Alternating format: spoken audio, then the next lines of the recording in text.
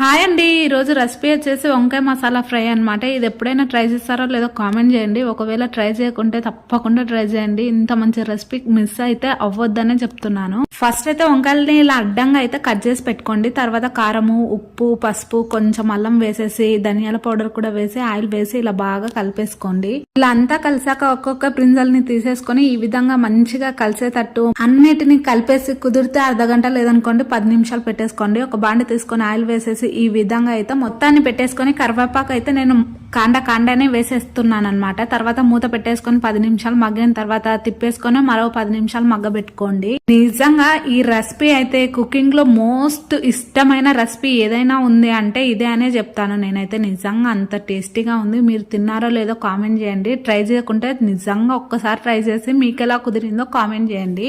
అయినా వంకాయతో ఏ రెసిపీ చేసినా అద్భుతమే. మీరేమంటారో కామెంట్ చేయండి. ఉంటాను.